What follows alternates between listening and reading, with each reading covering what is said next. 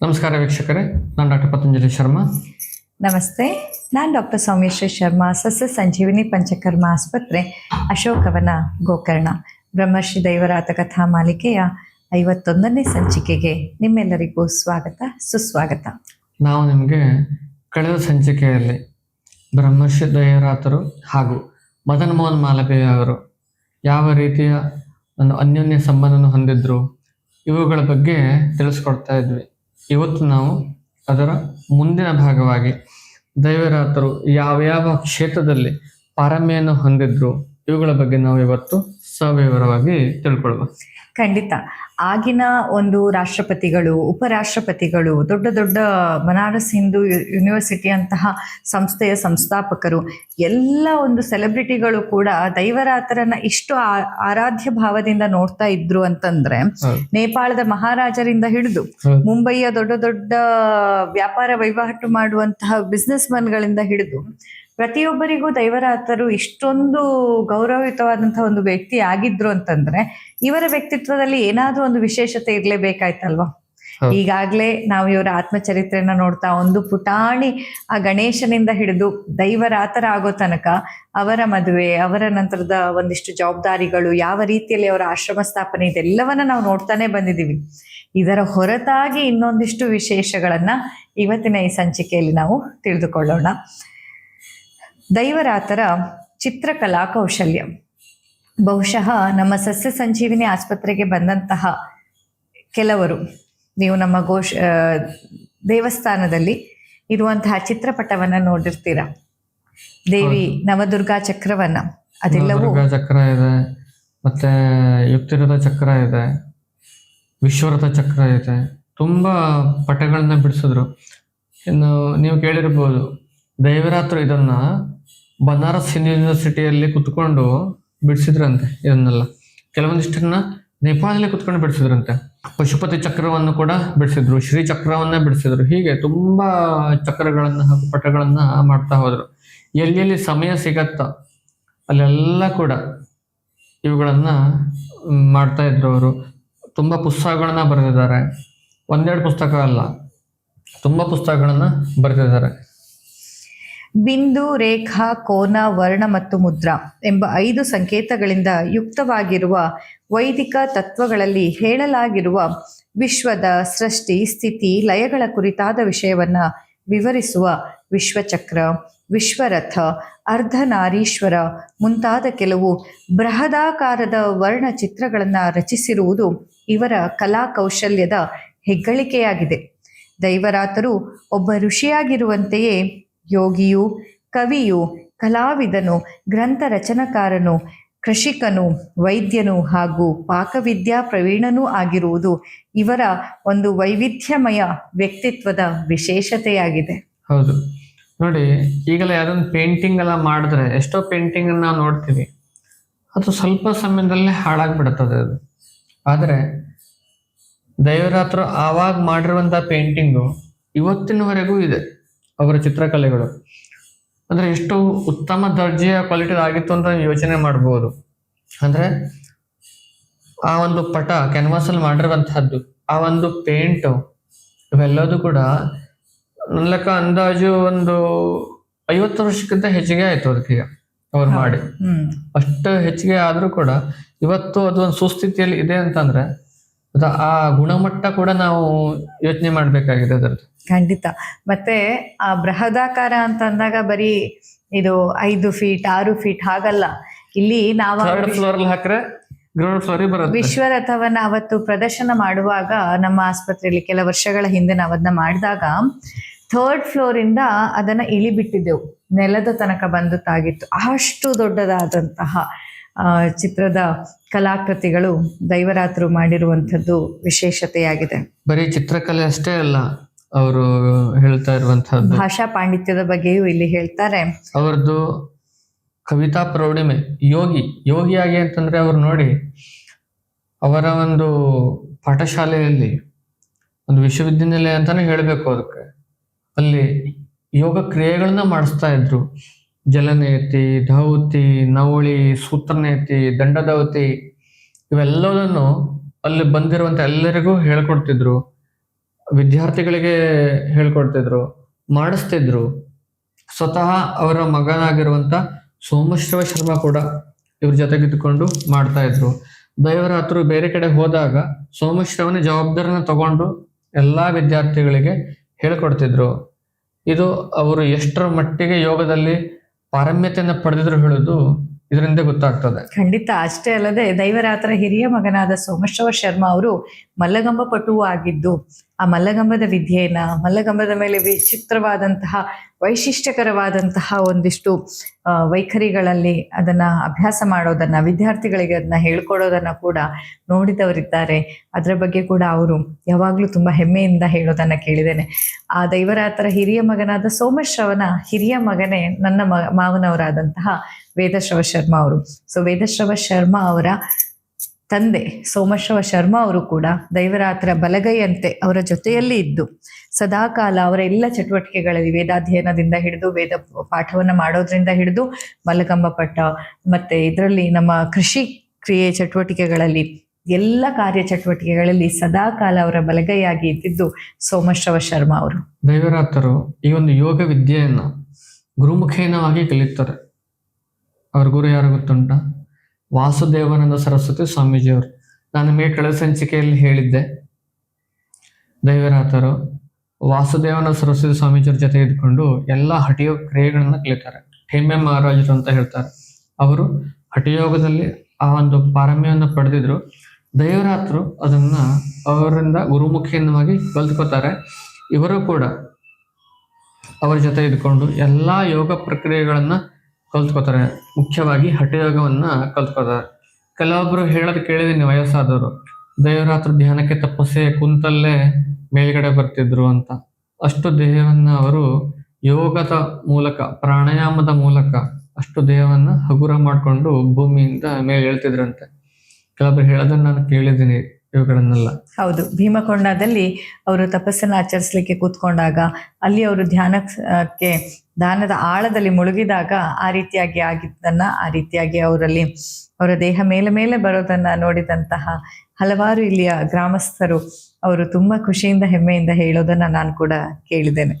ಹೇಮೆ ಮಹಾರಾಜರು ವಿಶೇಷತೆ ಏನಾಗಿತ್ತು ಅಂತಂದ್ರೆ, ಅವರು ಕಾಲ್ನಡಿಗೆಯಲ್ಲಿ ಸಾಗ್ತಿದ್ರು. ಎಲ್ಲ ಕಡೆ ಹೋಗ್ಬೇಕಿದ್ರೆ ಒಂದು ನದಿ ಬಂತು ಅಂತಂದ್ರೆ ಅವರ ಕಾವಿ ಚಾಟಿನ ನೀರ್ ಮೇಲೆ ಹಾಕಿ ಕುತ್ಕೊಂಡು ಪ್ಲವನ ವಿದ್ಯೆಯ ಮೂಲಕ ನದಿಯ ಈ ದಡದಿಂದ ಆ ದಡಕ್ಕೆ ದಾಟ್ತಾ ಇದ್ರಂತೆ.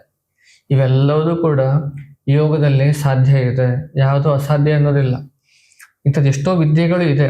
ನಾವು ಅದನ್ನು ಸರಿಯಾಗಿ ಅಳವಡಿಸ್ಕೊಂಡು ಆ ಹಠಯೋಗವನ್ನು ಪಾಲಿಸಿ ನಾವು ಶ್ರದ್ಧೆಯಿಂದ ಮಾಡಿದ್ದೆ ಹೋದಾದ್ರೆ ಇವೆಲ್ಲವೂ ಕೂಡ ಸಾಧ್ಯ ಇದೆ. ನೀವಿಲ್ಲಿ ಎಷ್ಟು ಕಣ್ಣಾರೆ ನಾವಿಲ್ಲಿ ನಮ್ಮ ಆಸ್ಪತ್ರೆ ಕೂಡ ನೋಡಿದ್ದೀವಿ. ಜಾಲಂಧರ ಬಂಧದ ಮೂಲಕ, ಯೋಗ ವಿದ್ಯೆಯ ಮೂಲಕ ಹಲ್ಲನ್ನ ಕೀಳ್ತಾರೆ. ಅವ್ರಿಗೇನು ಗೊತ್ತಾಗೋದಿಲ್ಲ. ಎಲ್ಲಾ ಹಲ್ಲುಗಳನ್ನ ಪಟ ಪಟ ಪಟ ಕಳೆ ಕಿತ್ತಂಗೆ ಕಿತ್ತಾರೆ. ಇದು ಕೂಡ ಯೋಗ ವಿದ್ಯೆನೆ. ಆ ಒಂದು ಬಂಧ, ಜಾಲಂಧರ ಬಂಧದ ಮೂಲಕ ಕೀಳುವಂತಹದ್ದು. ಇವೆಲ್ಲ ನೀವು ಇವತ್ತಿನ ದಿನದಲ್ಲೂ ಕೂಡ ನೀವು ಪ್ರತ್ಯಕ್ಷವಾಗಿ ನೋಡ್ಬೋದು ಇವುಗಳನ್ನೆಲ್ಲ. ಖಂಡಿತ. ಈಗ ವಾಸುದೇವಾನಂದರ ವಿಷಯವನ್ನ ಇವರು ಹೇಳಿದಾಗ, ಅಯ್ಯೋ ಇದೆಲ್ಲ ನಿಜನಾ, ಹೀಗೆಲ್ಲ ಸಾಧ್ಯ ಇತ್ತಾ ಅಂತ ಅನಿಸ್ಬೋದು. ಇಂಥದ್ದೇ ವಿಷಯ ದಂತ ವೈದ್ಯಕೀಯ ಚಿಕಿತ್ಸಾ ಶಿಬಿರವನ್ನ ನಾವಿಲ್ಲಿ ಮಾಡಿದಾಗ ವೈದ್ಯರು ಬಂದು ಮಣೆ ಮೇಲೆ ಕೂಡಿಸ್ತಾರೆ, ತಲೆಯನ್ನ ಹೀಗೊಂಚೂರು ಅಲುಗಾಡಿಸ್ತಾರೆ, ಆಮೇಲೆ ಈ ತರ ಮಾಡಿ ಬಂಧವನ್ನ ಮಾಡಿ ಬಾಯಿ ತೆಗೆಯಲಕ್ಕೆ ಹೇಳ್ತಾರೆ. ಬಾಯಿ ಓಪನ್ ಮಾಡಿದ ತಕ್ಷಣ ಒಂದೇ ಸತಿಗೆ 2 ಹಲ್ಲು, 3 ಹಲ್ಲು, 4 ಹಲ್ಲು ಈ ರೀತಿಯಾಗಿ ಕಿತ್ತಿದ್ದಿದೆ. ರಕ್ತಸ್ರಾವವಾಗೋದಿಲ್ಲ, ನೋವಾಗೋದಿಲ್ಲ, ಯಾವುದೇ ಕಾಂಪ್ಲಿಕೇಶನ್ಸ್ ಆಗಿಲ್ಲ. ನಾವು ಕೂಡ ಮಂತ್ರಮುಗ್ಧರಾಗಿದ್ವಿ. ನಾವು ಇದು ಸತತವಾಗಿ 3 ವರ್ಷಗಳ ಕಾಲ ಈ ಉಚಿತವಾಗಿ ದಂತವೈದ್ಯಕೀಯ ಶಿಬಿರವನ್ನ ಇಲ್ಲಿ ಮಾಡಿದ್ವಿ. ಮೊದಲ ವರ್ಷ ಮಾಡುವಾಗ ನಮ್ಮಲ್ಲೂ ಒಂದು ಅಳುಕಿತ್ತು, ನಮಗೂ ಒಂದು ಹಿಂಜರಿಕೆ, ಅಯ್ಯೋ ಏನಾಗಬಹುದು, ಏನಾದ್ರೂ ಕಾಂಪ್ಲಿಕೇಶನ್ಸ್ ಆದ್ರೆ ಹೇಗೆ, ಏನು ಎತ್ತ ಅನ್ನುವಂಥ ಭಯ ಇತ್ತು. ಆದ್ರೆ ಸತತವಾಗಿ 3ನೇ ವರ್ಷ ಮಾಡುವಾಗಂತೂ ಆ ಮುಂದಿನ ವರ್ಷಕ್ಕೆ ಬರುವ ಮೊದಲೇ ಜನರೇ, ಮೇಡಮ್ ಈ ವರ್ಷ ಕ್ಯಾಂಪ್ ಇದೆ ಅಲ್ವಾ, ನನ್ನೊಂದಿದ್ದು ಹಲ್ಲು ಕೇಳಿಸ್ಲಿಕ್ಕುಂಟು, ಹೋದ್ವಾರಿಗೆ ಹಲ್ಲು ಕೇಳಿಸಿದ್ದು ಏನೂ ತೊಂದರೆ ಆಗ್ಲಿಲ್ಲ, ಆರಾಮಾಗಿದ್ದೇನೆ, ಇನ್ನೊಂದು ಕೇಳಿಸೋದಿದೆ, ನನ್ನ ತಂದೆಯವ್ರಿಗೆ ಕೇಳಿಸೋದಿದೆ, ನನ್ನ ಸೊಸೆ ಬಸ್ರಿ ಇದ್ದಾಳೆ, ಆದ್ರೆ ತೊಂದರೆ ಕೇಳ್ತಾ ಇದ್ರು. ನಿಜ. ಅಲ್ಲಿ ಗರ್ಭಿಣಿ ಸ್ತ್ರೀಯರಾಗಿರ್ಬೋದು, ವಯೋವೃದ್ಧರಾಗಿರ್ಬೋದು, ಡಯಾಬಿಟಿಕ್ ಇದ್ದವರಾಗಿರ್ಬೋದು, ಪುಟಾಣಿ ಮಕ್ಕಳಿಗೆಲ್ಲ ಅಡ್ಡ ಇದ್ದು ಬೆಳೆದಾಗ ಅನಸ್ತೇಶಿಯಾ ಇಂಜೆಕ್ಷನ್ ಕೊಟ್ಟರಕ್ಕೆ ಅವ್ರು ಭಯ ಆಗತ್ತೆ, ಮತ್ತೆ ಮಕ್ಕಳು ಎಷ್ಟೊಂದು ಸತಿ ಎದ್ದು ಓಡ್ ಬಂದ್ಬಿಡ್ತಾರೆ, ನಾನು ಮಾಡಿಸ್ಕೊಳ್ಳಲ್ಲ ಅಂತ. ಹೀಗೆಲ್ಲ ಆಗಿ ತೊಂದರೆಯಲ್ಲಿದ್ದ ಮಕ್ಕಳನ್ನ ಸಹ ಇಲ್ಲಿ ಕರ್ಕೊಂಡು ಬಂದು ಆ ಮಕ್ಕಳ ಹಲ್ಲನ್ನ ದಂತ ವೈದ್ಯಕೀಯ ಚಿಕಿತ್ಸಾ ಶಿಬಿರದಲ್ಲಿ ಕೇವಲ ಜಾಲಂಧರ ಬಂಧ ಅನ್ನುವ ಯೋಗ ಟೆಕ್ನಿಕ್ ಇಂದ ಹಲ್ಲು ಕಿತ್ತಿದ ಒಂದು ಏನ್ ಹೇಳುದು ಜೀವಂತ ನಿದರ್ಶನ ನಮ್ಮ ಕಣ್ಣೆದ್ರೆ ನಾವೇ ಇಲ್ಲಿ ಪ್ರತ್ಯಕ್ಷವಾಗಿ ನಾವಿದ್ ನೋಡಿದೀವಿ. ಅದಕ್ಕಾಗಿ ಹೇಳ್ತಾ ಇರುವಂತದ್ದು ಯೋಗದಿಂದ, ಪ್ರಾಣಾಯಾಮದಿಂದ ಇವೆಲ್ಲದೂ ಕೂಡ ಸಾಧ್ಯ ಇದೆ. ಈ ಒಂದು ಬಂಧಗಳು ಇವುಗಳನ್ನೆಲ್ಲ ನಾವು ಮಾಡ್ಕೊಂಡು ಹೋದಾಗ ನಿಮಗೆ ನೋಡ್ಲಿಕ್ಕೆ ಇದು ಕತೆ ಅಂತ ಅನ್ಸ್ಬೋದು, ಆದ್ರೆ ಇವೆಲ್ಲದೂ ಕೂಡ ಸತ್ಯ.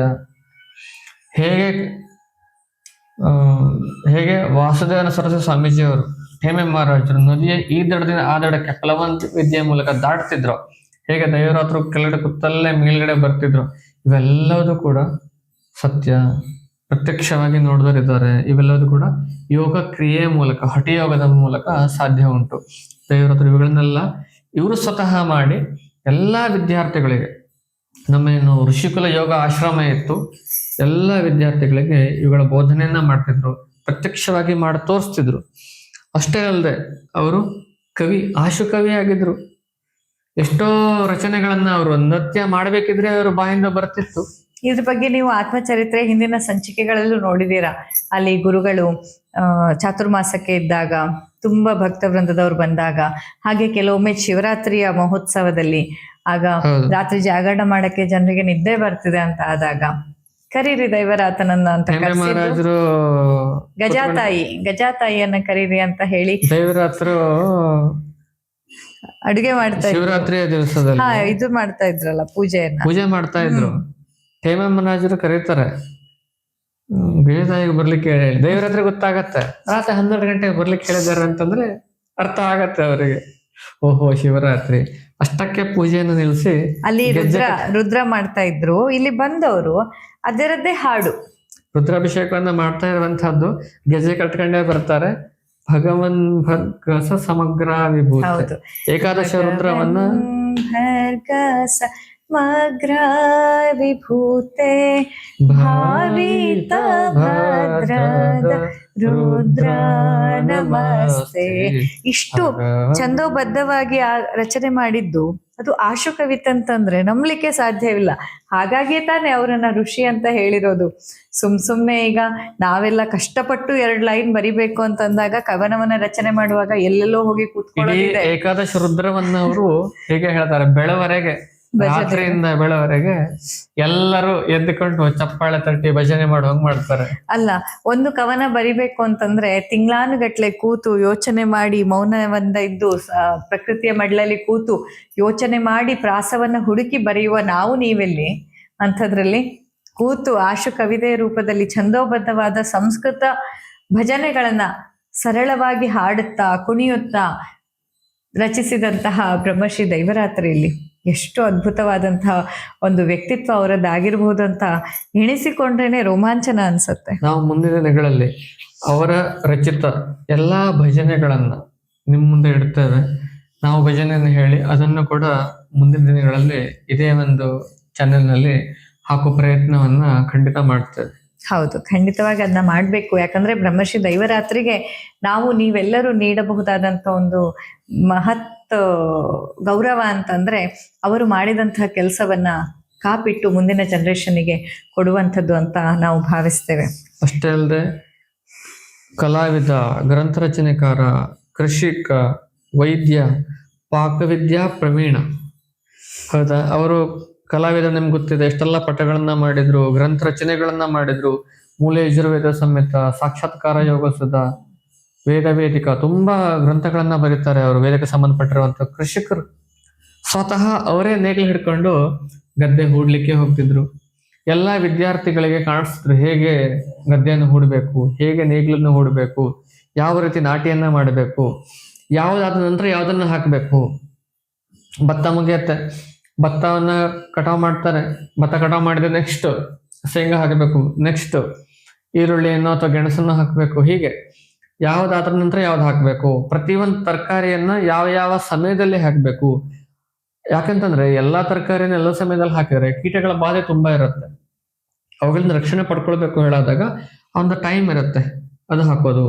ನಂತರ ಆ ಒಂದು ಇಡೀ ಗಾರ್ಡನ್ ನಲ್ಲಿ ಈಗೇನು ಹೋಮ ಫಾರ್ಮಿಂಗ್ ಅಂತ ಹೇಳ್ತಾರಲ್ಲ, ಆವಾಗ ನಾವು ಸುಡುಮಣ್ಣು ಮಾಡ್ತಿದ್ವಿ, ಸುಡುಧೂಳು. ಆವಾಗ ಎಲ್ಲ ಒಂದು ಗಿಡಗಳನ್ನೆಲ್ಲ ಹಾಕಿ ಹೊಗೆ ಹಾಕ್ತಿದ್ರು ಗಾರ್ಡನ್ ನಲ್ಲಿ. ಅಂದ್ರೆ ಆವಾಗ ಹುಳುಗಳೆಲ್ಲ ಕಡಿಮೆ ಆಗ್ಲಿ, ಕೆಲವೊಂದು ಬೇಡದೇ ಇರುವಂತ ಕೀಟಗಳೆಲ್ಲ ಬಂದು ಬೆಂಕಿಗೆ ಬೀಳತ್ತೆ, ಆವಾಗೆಲ್ಲ ಈ ತರಕಾರಿ ಚೆನ್ನಾಗಿ ಬರುತ್ತೆ. ಇವೆಲ್ಲದನ್ನು ಕೂಡ ಯಾವ್ಯಾವ ಸಮಯಕ್ಕೆ ಯಾವ ರೀತಿ ಮಾಡಬೇಕು, ಯಾವ ಗಿಡಗಳನ್ನ ಹಾಕಿ ನಾವು ಧೂಪವನ್ನು ಹಾಕ್ಬೇಕು, ಇವೆಲ್ಲದ್ರ ಬಗ್ಗೆ ದೇವರಾತರು ಎಲ್ಲ ವಿದ್ಯಾರ್ಥಿಗಳಿಗೆ ಮಾಹಿತಿನ ಕೊಡ್ತಿದ್ರು. ಅಷ್ಟು ಅವರು ಕೃಷಿಯಲ್ಲಿ ಪ್ರವೀಣರಾಗಿದ್ರು. ಅಷ್ಟೇ ಅಲ್ಲದೆ ವೈದ್ಯರು, ಅವರು ಮಂತ್ರದರ್ಶನಕ್ಕಿಂತ ಮುಂಚೆನೆ ಎಷ್ಟೋ ರೋಗಗಳಿಗೆ ಚಿಕಿತ್ಸೆನ ಪಡ್ಕೊಂಡಿದ್ರು ನೀವು ನೋಡಿದ್ದೀರಿ. ಕಾವ್ಯಕಂಠ ಗಣಪತಿ ಮುನಿಗಳು ಉಮಾಮಹೇಶ್ವರಕ್ಕೆ ಬಂದಾಗ ಇವರು ಅಡುಗೆ ಮಾಡ್ಬೇಕಿದ್ರೂ ಕೂಡ ಬೇರೆ ಬೇರೆ ರೀತಿಯ ಕಷಾಯವನ್ನ ಮಾಡಿ ಕೊಡುವಂತಹದ್ದು. ಅಂದ್ರೆ ಆವಾಗಿನ್ನು ಅವರಿಗೆ 16-18 ವರ್ಷನೂ ಅಡುಗೆಯಲ್ಲಿ ಬೇರೆ ಬೇರೆ ಔಷಧೀಯ ಸಸ್ಯಗಳ ಚಿಗುರನ್ನ, ಎಲೆಯನ್ನ ಉಪಯೋಗಿಸುವಂಥದ್ದು. ಅವರ ಮತ್ತೆ ಪ್ರಕೃತಿಯನ್ನ ನೋಡಿ, ಗುರುಗಳ ಪ್ರಕೃತಿ ಹೇಗಿದೆ ಅಂತ ನೋಡಿ ಇವತ್ತು ಅದೇ ರೀತಿ ಅಡಿಗೆಯನ್ನ ಮಾಡುವಂಥದ್ದು.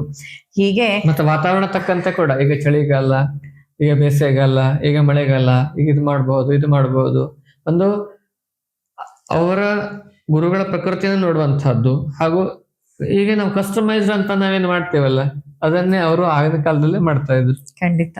ಹೀಗೆ ನಾವು ನಮ್ಮ ಈ ಒಂದು ವ್ಯಕ್ತಿತ್ವದಲ್ಲಿ ಬ್ರಹ್ಮರ್ಷಿ ದೈವರಾತ್ರಿಯಿಂದ ಬಹುಶಃ ಎಷ್ಟು ನಾವು ಆದರ್ಶವನ್ನ ತೆಗೆದುಕೊಂಡು ಹೋದ್ರೂ ಮುಗಿಯದಷ್ಟು ಆಳವಾದಂತಹ ಒಂದು ವ್ಯಕ್ತಿತ್ವದ ಧಾರೆ ಅವರಲ್ಲಿ ಇದೆ. ಅಷ್ಟು ಅದ್ಭುತವಾದಂತಹ ಆದರ್ಶಗಳು, ಅದ್ಭುತವಾದಂತಹ ರೀತಿಯಲ್ಲಿ ಅವರು ಬದುಕಿರೋದು, ಅವರ ಪ್ರತಿಭೆಗಳು, ಇದನ್ನೆಲ್ಲ ಹೇಳ್ತಾ ಹೋದ್ರೆ 1 ಗಂಟೆಲ್ಲ ಮುಗಿಸ್ಲಿಕ್ಕೆ ಸಾಧ್ಯ ಇಲ್ಲ, ಅಷ್ಟು ಇದೆ ಇದನ್ನೆಲ್ಲ ಹೇಳ್ತಾ ಹೋದ್ರೆ.